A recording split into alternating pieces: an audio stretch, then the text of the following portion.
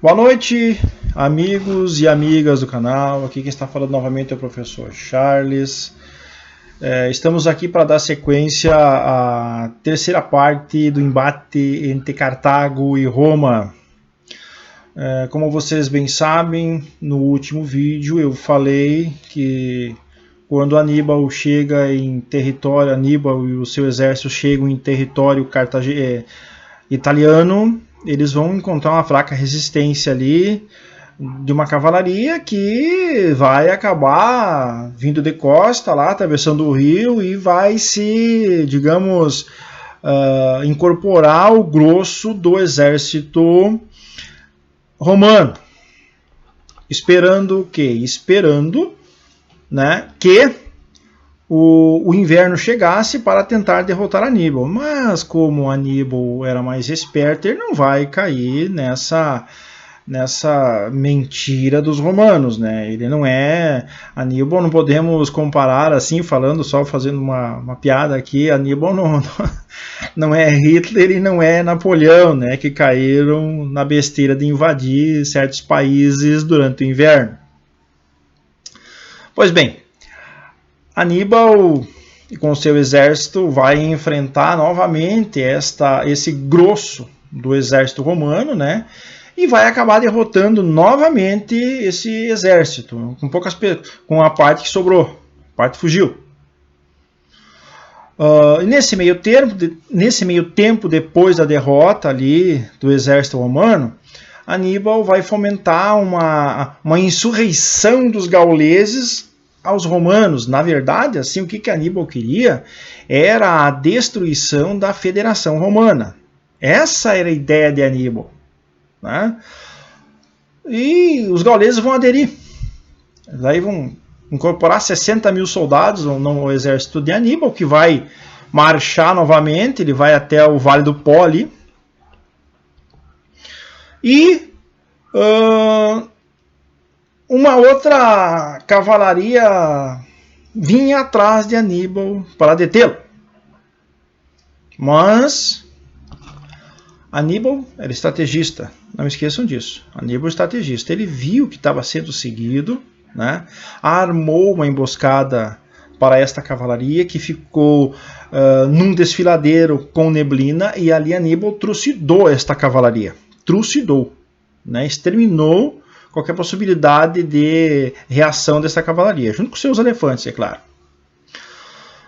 Vendo esse desespero todo, né? E agora eu fico imaginando como é que estava o cidadão romano, sabendo que haviam sido derrotados, né? Então Roma começa a entrar em desespero, né? Em preocupação muito forte, e vão reunir um exército novamente de 100 mil homens, né, para combater a vinda do exército cartaginês. Mas, vejam bem, eles não vão conseguir derrotar o exército cartaginês, mesmo em Cana, né? Cana, a batalha de Cana, ela vai vitimar mais ou menos 60 mil soldados romanos e cerca de 6 mil soldados cartagineses. Aí o desespero foi total e geral em Roma. Foi total e geral. Neste momento, Aníbal podia ter invadido Roma, mas ele não fez isso. Ele disse que foi, mas não foi, e acabou não indo. O que Aníbal vai fazer? Ele vai vir para o outro lado, vai invadir outras partes periféricas ali, vai vir até Capo ali, em Capo ali, depois de tomar Capo ali, 28 senadores se mataram, e os magistrados foram chicoteados em praça pública, né? Na verdade, Aníbal queria era a dissolução da Federação Romana, mas mesmo assim não conseguiu, por enquanto. Ora, quase ele conseguiu, mas não conseguiu. Nesse meio tempo, em desespero total o governo de Roma, quem é que toma, digamos, o poder em Roma, e quem é que vai comandar? O Senado romano. O Senado romano vai montar um exército emergencial, vai fazer uma espécie de comunhão com os latinos, né? Vai agregar em seu exército menor de 16, 17, 15 anos de idade, vai agregar em seu exército os prisioneiros de guerra, né? E, vejam bem, não vão atacar o exército de Aníbal em território italiano. Eles vão uma outra estratégia. Bom, vamos conseguir derrotar esse exército aqui. Vamos fazer o seguinte, vamos para Espanha. Espanha, onde tinha uma, digamos, possessão de Cartago chamado Cartagena, né? Chegando em Cartagena, eles tiveram pouca resistência, né?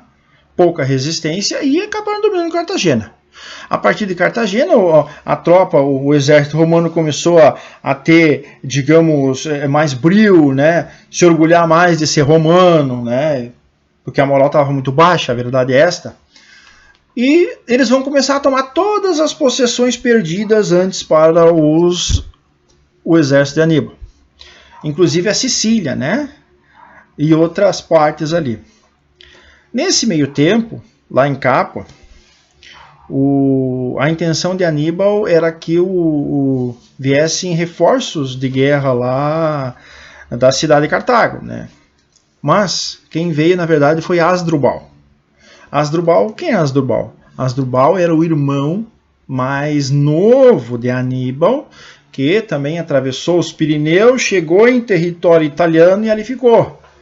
Daí Hasdrubal manda um mensageiro lá para chamar Aníbal, estou aqui. Esse mensageiro acaba não chegando, os romanos vão capturar esse mensageiro e viram o que estava acontecendo. Os romanos desesperadamente se uniram novamente com um monte de soldados ali e atacaram, né? Atacaram o exército de Hasdrubal, derrotaram, massacraram o exército de Hasdrubal. Hasdrubal exigiu uma morte soldada. Na antiga Roma, a morte soldada era uma espada cravada, aqui assim, que entrava no coração. Os romanos cortaram a cabeça do irmão de Aníbal e jogaram nas linhas inimigas dos cartagineses. Aníbal, sabendo disso, entrou em total desespero e está tudo perdido. Aníbal falou isso aí. Está tudo perdido. Aníbal, vendo isso aí, ele começa a recuar, né? Ele não começa a ir muito adiante, né? Nesse período, a Assembleia de Roma se reúne novamente, estavam ali, vamos para cá, vamos para lá, porque na verdade eles tinham conseguido aquelas possessões lá, né? E tinham feito mais ou menos um acordo assim, né? Vamos segurar um pouco, mas eles queriam Cartago. Eles queriam Cartago. E foi o que eles fizeram. Então a Assembleia Romana se reuniu e mandou um forte exército para Cartago, né? Naval, chegando em Cartago, dominaram Cartago lá e nesse período lá também em Cartago, né, quem estava no comando era o Partido da Guerra, né, que acabou perdendo espaço para o Partido da Paz, né, que exigiu, né, que Aníbal retornasse da Itália. Esse foi o acordo que eles fizeram com os romanos. Aníbal tinha que retornar da Itália, não podia ficar lá mais, né? Mas, porém, pessoal, esse acordo de paz que Roma fez com os cartagineses foi pior que o primeiro acordo. Os cartagineses tinham que pagar 50 anos de indenização para Roma. 50 anos de indenização para Roma. E mesmo assim, Cartago aceitou. Porém, como Aníbal ia voltar da Itália, sem um armistício, sem garantias, sem nada que não ia matar ele, né? Esse era o pensamento de Aníbal. Como eu vou voltar para lá agora, né? De que baita furada ele se meteu, né? Mas também, pessoal, o cara matou italianos durante 17 anos. 17 anos, Aníbal e seu exército cartaginês ficaram lutando dentro da Itália. Por 17 anos. Aníbal fez alguns saques por lá com seu exército, fez algumas pilhagens dentro do território romano, mas acabou falando com um general romano para fazer um acordo melhor para ele se render. E esse acordo não existiu. Na verdade foi essa. Esse acordo não existiu. E tudo terminou ali, no caso, nessa terceira parte aqui, na guerra, ou seja, na Batalha de Zama. Na Batalha de Zama, o exército cartaginês foi trucidado, né, pelo exército romano. Aníbal fugiu com alguns soldados, mas isso é uma outra história. Mas vejam bem, o exército que estava lutando em Zama, do lado dos romanos, era o mesmo soldados que lutaram em Cana. Né? Então eles foram à forra em Zama. Lutaram vigorosamente após 17 anos quase. Né? Então, pessoal, a gente sabe sempre como uma guerra começa, mas a gente nunca sabe como uma guerra termina. E ainda não terminou essa história entre Cartago e Roma. Vai ficar para um próximo vídeo. Outro detalhe, pessoal, como eu falei agora há pouco, em Cartago existiam dois partidos, da paz e da guerra. Né? Então, Amílcar Barca, né? Ele era um general, mas ele comandava também lá. E Aníbal também. E o que se pode dizer disso é o seguinte, né? O poder sobe a cabeça, o dinheiro também.